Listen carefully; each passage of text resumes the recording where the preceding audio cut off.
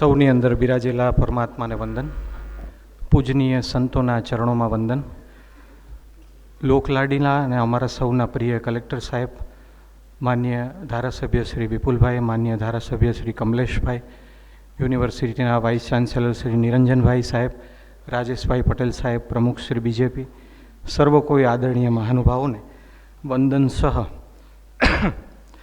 સાચા અર્થમાં આજે એક એવા વ્યક્તિનો પરિચય આપવા માટે જઈ રહ્યો છું જે વ્યક્તિનું જીવન સેવાથી ભરેલું છે.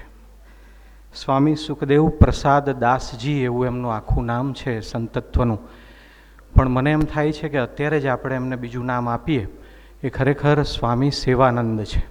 એમને સેવામાં જે આનંદ આવે છે એ ખરેખર તેમના વ્યક્તિત્વનો પરિચય આપે છે.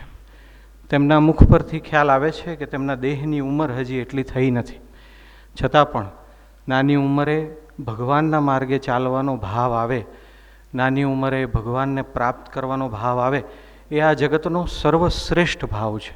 કોઈ પણ હોદ્દા કરતાં, કોઈ પણ પદ કરતાં સર્વશ્રેષ્ઠ ભાવ હોય કે મારે ભગવાનને પ્રાપ્ત કરવા છે.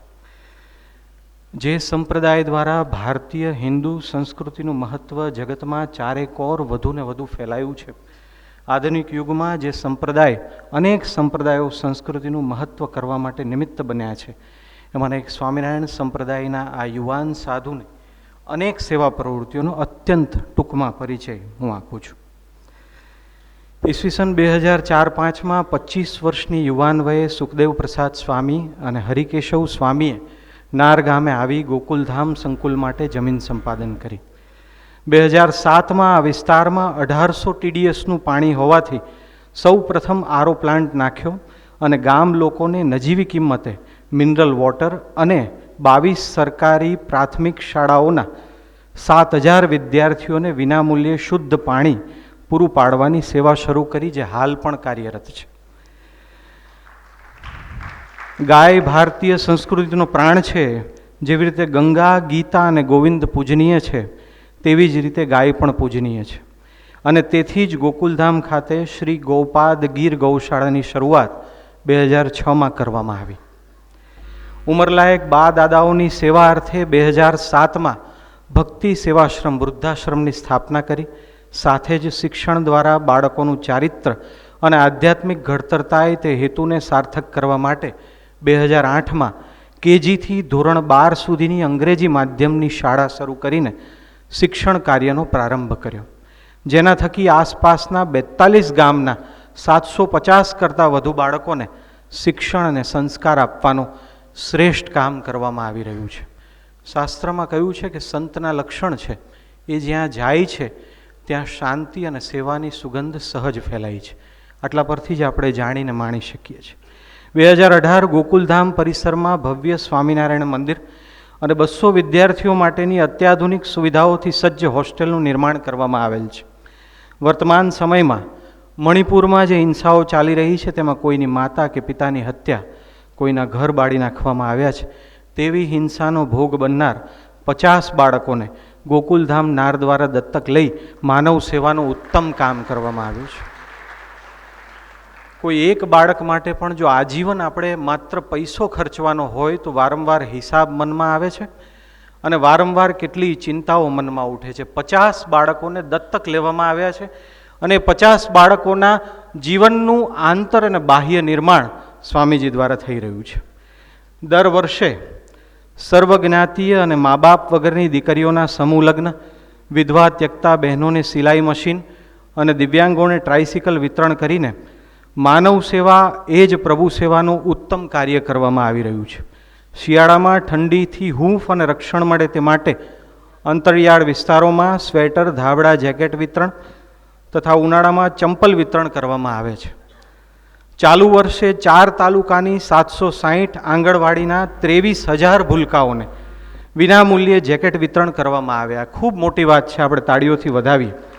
2022માં આણંદ જિલ્લાની ધોરણ 1થી 8ની 1019 સરકારી શાળાના 2,06,000 વિદ્યાર્થીઓને નોટો ચોપડા સાથે શિક્ષણ કીટનું વિતરણ કરવામાં આવ્યું. હોસ્પિટલ એટ યોર ડોર દ્વારા 32 ગામમાં 2 એમ્બ્યુલન્સ વાન દ્વારા ફરતા દવાખાનાની સેવાઓ પૂરી પાડવામાં આવે છે. હાઈટેક પ્રોસ્થેટિક લિમ્બસ કેમ્પ દ્વારા 1500 કરતાં વધારે દિવ્યાંગજનોને કૃત્રિમ હાથ પગ બેસાડવામાં આવ્યા.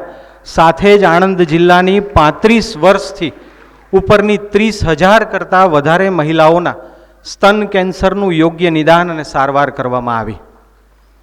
ભાલ વિસ્તારના 70 ગામમાં 15 થી 35 વર્ષની યુવતીઓને 6 મહિના ચાલે તેટલા સેનિટરી પેડ અને તે અંગેની જાગૃતિનું શિક્ષણ આપવામાં આવ્યું.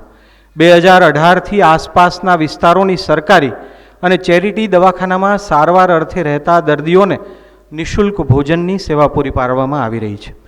તાજેતરમાં વડતાલ મંદિરના નિર્માણને 200 વર્ષ પૂર્ણ થતા હોય તેના દ્વિશતાબ્દી મહોત્સવના ઉપલક્ષમાં સર્વજીવ હિતાવહ સેવા યજ્ઞ દ્વારા 200 સર્વજ્ઞાતીય સમૂહ લગ્ન, 200 બ્રાહ્મણ બટુકોને જનોઈ, 200 વિધવા ત્યક્તા બહેનોને સિલાઈ મશીન અને 200 દિવ્યાંગજનોને ટ્રાઇસિકલનું વિતરણ કરવામાં આવેલ હતું. હાલમાં ગુજરાતમાં આવેલ વૃદ્ધાશ્રમોમાં વ્હીલચેર, વોકર અને વોકિંગ સ્ટીકનું પણ વિતરણ કરવામાં આવી રહ્યું છે. હિન્દુ ધર્મમાં 16 સંસ્કારો પૈકી અગ્નિ સંસ્કારનું વિશિષ્ટ મહત્વ છે. ત્યારે આજુબાજુના 4 તાલુકાઓમાં 150 ગામોમાં નનામીનું વિતરણ કરવામાં આવેલ છે. આ સાથે વિવિધ બ્લડ ડોનેશન કેમ્પ, આઈ કેમ્પનું પણ આયોજન સમયાંતરે થાય છે. સર્વજીવ હિતાવહને ખરા અર્થમાં સાર્થક કરવા નિરંતર સેવા યજ્ઞ દ્વારા શિક્ષણ, આરોગ્ય, સમાજ સેવા અને આધ્યાત્મિક પ્રવૃત્તિઓ સાથે જોડાયેલા સુખદેવ પ્રસાદજી વિશે અને તેમના દ્વારા ચાલતી સેવાઓ વિશે એટલું જ કહી શકીએ તેટલું ઓછું છે અને ચોક્કસ કહી શકાય તે ગાગરમાં સાગર જેવું છે. સ્વામી વિવેકાનંદ કહેતા કે મને 99 નચિકેતા જેવા યુવાનો મળી જાય તો હું આખા વિશ્વને બદલી નાખું. નચિકેતા કઠોપનિષદનું એ પાત્ર જે સત્યને જાણવા માટે, સત્યને પ્રાપ્ત કરવા માટે 3 લોકનું સામ્રાજ્ય પણ ઠુકરાવી દે છે અને પરમાત્માને સદા માટે સમર્પિત થઈ જાય છે. કંઈક એવા જ લક્ષણો આપણને આ મહાન સ્વામીજીમાં દેખાય છે. આપણે સર્વ કોઈ એમની સેવાને ખૂબ અનુમોદન આપીને થોડા પુણ્યના ભાગી બનીએ. ધન્યવાદ. જય સ્વામિનારાયણ.